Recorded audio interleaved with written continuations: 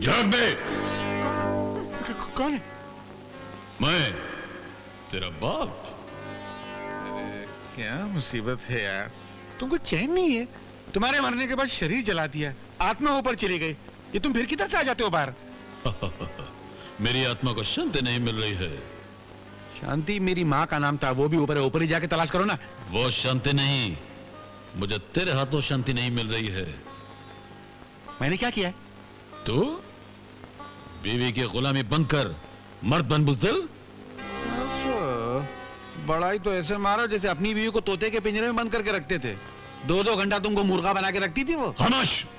कुछ जरूरी है जो बाप पे गुजरी है वो बेटे पे भी गुजरा है। तो फिर और क्या होगा? तुम मेरा नाना के घर में बावर्ची का काम नहीं करते थे? वहां तुम्हारी और उनकी बेटी यानी मेरी माँ की दोस्ती हुई, शादी हुई। शादी के बाद भी तुम मेरे नाना के घर में बावर्ची का काम करते थे। शर्म करो। तो क्या हुआ, एक दिन मैं गुस्से में आकर घर से भाग भी तो गया था। घर छोड़कर कौन सा तुमने आसमान में झूला लटका लिया? वहां से भागकर सर्कस में भर्ती हो गए, जोकर की नौकरी करने लगे। इतना बड़ा फेटा लगा लिया सर पे, इतनी बड़ी मूछ, मरने के बाद ही मूछ मुंह पे लटक रही है। बकवास बंद करता है कि नहीं, वरना मैं तुझे कच्चा चबा जाऊंगा। अरे जा जा, रोटी तो चबा नहीं सकते थे, मेरे क्या खाक चबाओगे?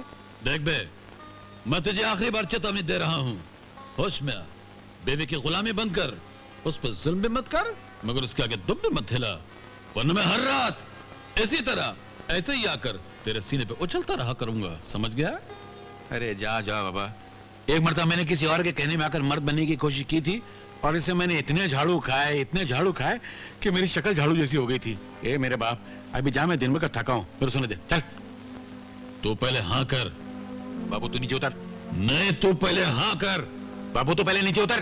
तू पहले हाँ कर। तू पहले नीचे उतर। कौन है? भाग, अरे भाग ना।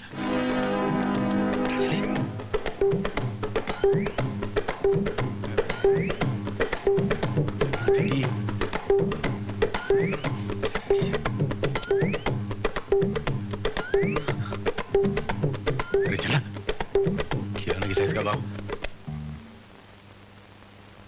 किससे बात कर रहे हो? किसी से भी नहीं। क्यों झूठ बोल रहे हो? अभी मैंने सुना तुम किसी से बात कर रहे थे। मैं मेरे बाप से बात कर रहा था। तुम्हारे बाप से? ओ माँ! क्या हुआ?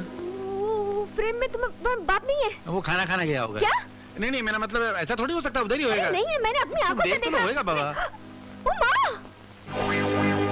ये फिर से कैसे आ गया? वो आता जाता रहता, उसको बीमारी है। तुमको क्या करना, तुम सो जाओ, जो सो जाओ। बाप बेटे दोनों पागल हैं। हाँ वो ये घर का असर है। क्या? नहीं, मैं नींद आ रही है। क्या मुसीबत है, अंदर पड़ा रहने पे।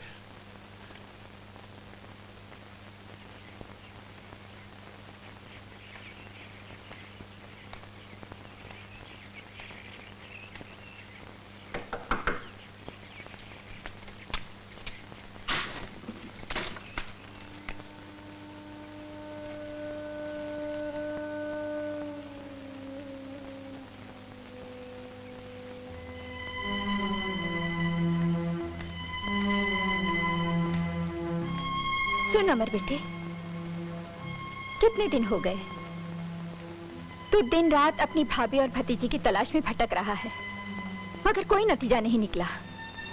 मेरे ख्याल से अब तू इस किस्से को भूल जा और अपने काम धंधे पर लग जा बेटे। फिर से ऑफिस जाना शुरू कर दे। हाँ अमर, माँ जी ठीक कह रही हैं। जैसे मैं उन्हें भूल गया हूँ, तुम भी उन्हें भूल जाओ, क्योंकि ना तो वो लोग आने वाले हैं और ना मिलने वाले हैं। ऐसी बात नहीं है भैया, उन दोनों का पता चल गया। क्या? हाँ, वो दोनों मुझे मिल गए हैं। मिल गए? कहाँ? म्युनिसिपैलिटी हॉस्पिटल में। उन दोनों का किसी ट्रक के साथ एक्सीडेंट हो गया था। उस एक्सीडेंट में दोनों माँ बेटी मर गई। 7 दिनों तक उनकी लाशें किसी मुर्दा घर में लावारिसों की तरह पड़ी रहीं।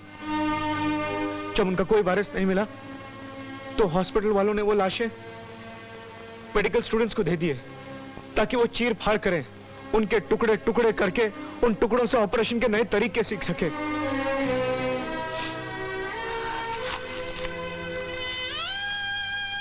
ये रही मेरी भाभी की साड़ी, ये मंगलसूत्र और उनकी कान की बालियां, और ये मेरी पिंकी का फ्रॉक। जो अब इस दुनिया में नहीं है।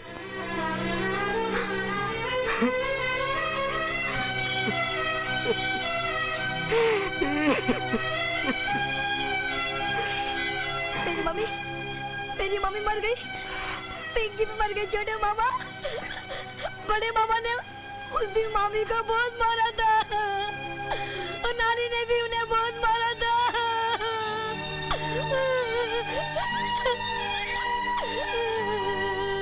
मामा, मैं जानता हूँ बेटी, मैं जानता हूँ। इनके चेहरे बता रहे हैं कि इन सबों ने मिलकर तुम्हारी मामी और पिंकी को मार डाला। ये लोग उन मजलूमों और बेगुनाहों के कातिल हैं। अमर, ये तू कैसी बातें कर रहा है? बिल्कुल ठीक कह रहा हूं पिताजी।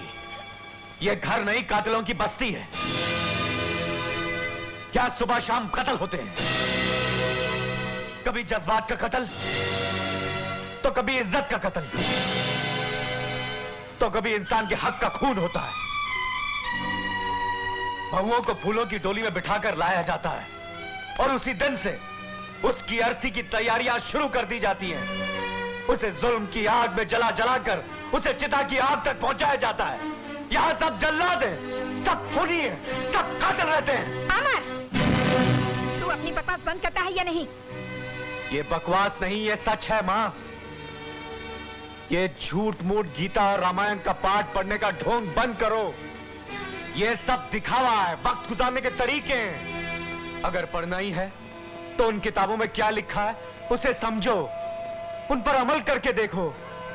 तब तुम्हें पता चल जाएगा कि धर्म तुमसे क्या कहता है और तुम आज तक क्या करती रही हो। उन किताबों में लिखा है कि जिस घर में नारी जाति को मान दिया जाता है, इज्जत दी जाती है, उस घर में देवता बसते हैं। और जिस घर में नारी जाति का अपमान होता है, उस घर में राक्षस रहते हैं। यह राक्षसों का घर है और मैं इस राक्षसों की बस्ती में नहीं रहना चाहता। मैं आज ही इस घर को छोड़कर जा रहा हूं। हाँ ठीक है, मगर जाते जाते अच्छी खबर तो सुना गया कि शारदा और पिंकी दोनों इस दुनिया से चली गईं और हमारा विजय फिर से कुंवारा हो गया। एक बात कहूँ, आप फौरन जाकर सेठ द्वारका प्रसाद से मिल लो और किसी भी तरह बात पक्की करके 10 लाख ले आओ।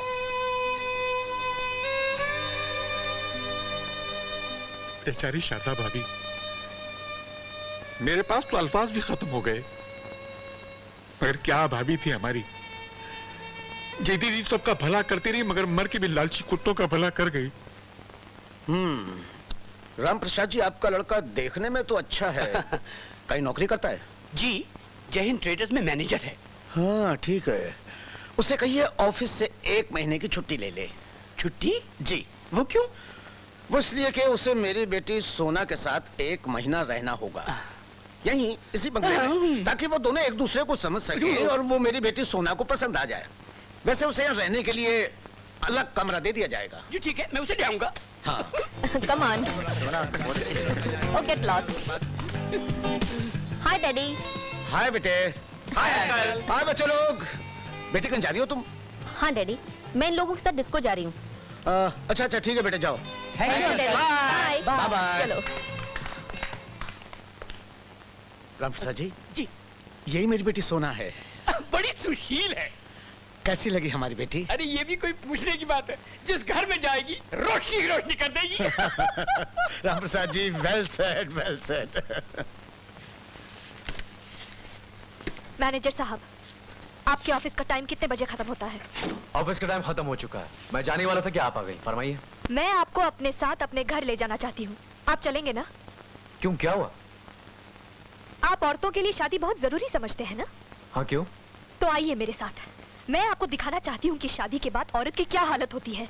आइए और खुद अपनी आंखों से देख लीजिए।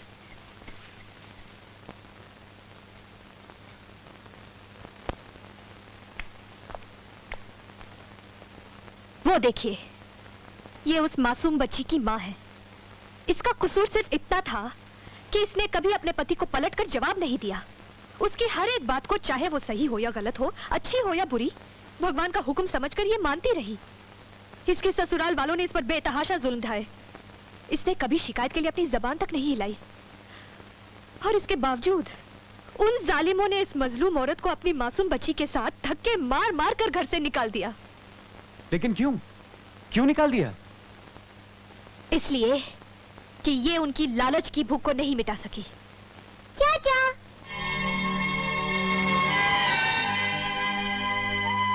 पिंकी, चाचा, मम्मी, चाचा जी आए हैं। चाचा, पिंकी। तुम आ गए चाचा। बेटे, पिंकी, बेटे तुम कहाँ थी बेटे? पिंकी, चाचा, अब आप हमें छोड़कर कहीं मत जाना।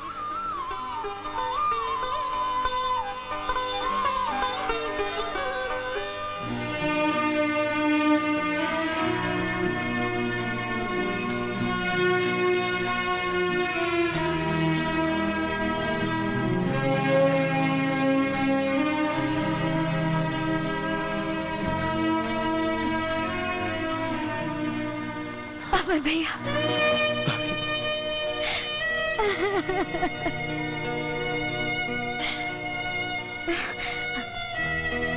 शारदा आपकी भाभी है? हाँ सीमा जी, ये मेरी भाभी है, बल्कि भाभी माँ है, मेरी सब कुछ। हम इन्हें और पिंकी को